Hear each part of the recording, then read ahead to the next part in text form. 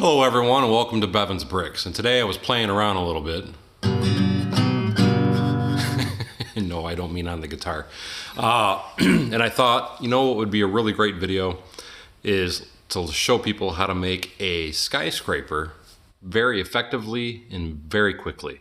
So if this is something that interests you, stick around because it's coming up.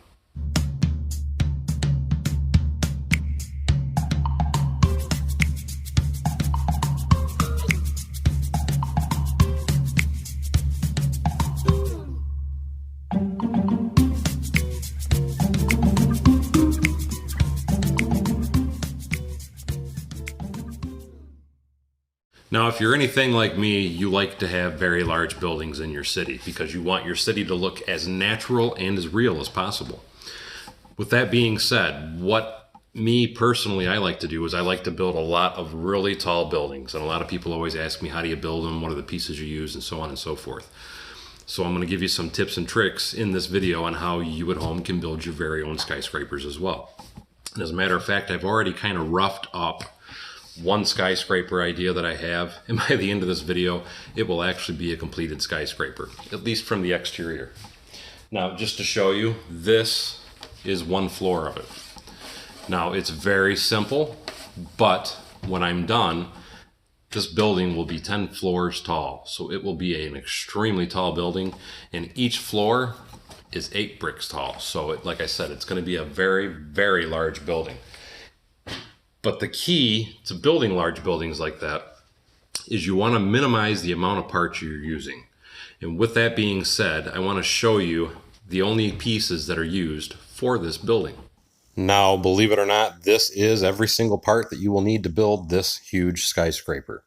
The largest amount of parts you're going to need is the 1x4x6 door frame and the 1x4x6 piece of glass, as there is 24 of those used on each and every floor. The rest of the pieces, not as much, but you will still need a large quantity of all the parts. The next thing you're going to need is a lot of base plates. Now, there's 2 ways you can do this. You can buy a whole bunch of these 16x16 plates, and you can use them on each floor, or something I actually bought recently to try, and I want to see how they work out, and I'm going to use them in this build. And I know it's blasphemy to some people, but I wanted to try them because it is cheaper. Because typically you're going to be buying these for a couple bucks a piece. This company, Brickyard, is a company that makes off-brand Lego. I know, blasphemy. But because it is cheap, these are $14 for a pack. They're $13.95. And you get 4 plates in a pack. You're talking $3.50 for a 32x32 plate. Again, this is off-brand Lego. I will say that I personally, because like I said, I bought them to try them out. Personally, the clutching power of them isn't that great, but it's kind of a good thing. And the reason I say that it's kind of a good thing is because I'm going to make my building somewhat modular. So here's a reason I say somewhat modular. Again, I already roughed up one floor, and as you can see, this is already tiled on the top surface. So what's going to happen is I'm going to take each one of these plates, you just slide it in here, and the reason I say somewhat modular is because when I'm done, the building will actually be locked together because I'm carrying up the piece above each piece where it would be modular. That's why I call it somewhat modular. I still want to be able to get to the building without it totally breaking apart, and the only things that would pull apart when I go to pull the floors apart is all these studs, or bricks. So it's not that big a deal, but it's amazing how quickly you can build a skyscraper when doing something like this. And again, you don't have to use the off-brand. I bought them as a trial to see if I would like them. And so far I do kind of like them. They're strong, and you're able to put bricks on both sides. But again, I do want to say that they're not for everybody, and the clutching power is not that good. So most people, if you want to stay true to Lego, I would probably recommend using these. But I wanted to try these out just to see how they work. But anyway, all it's going to be, as you can see, the first floor is already up. It's just a simple rate of repeating things over and over. So you have your 2x2s, You're going to stack them up to 8, and then you're going to put one in each corner, and I've already built a bunch of them up. That's why I can just reach over here and do it. Now the next thing you're going to do, I'm using these profile bricks, which it has the little groove on the side of it, and you're going to put 2 on the top and 2 on the bottom. And the reason I'm doing that is for the particular size and scale that I like to build. I like all my floors to always be a minimum of 8 bricks tall. So by me putting the profile bricks on the top and the bottom of it, it makes what I'm building 8 bricks tall. Then you're going to stack one of those every other time. And then what you're going to do next, that's why I said I have a ton of parts sitting here on the ready to go. You're going to be using a bunch of these 1x2x5s. And with each 1x2x5, because we have to extend it just a little bit, I have these 1x2x2s. So you put one of those on that, and then we take one 1x2, which is right here. Put that on the bottom, pop it together, and repeat it all the way along.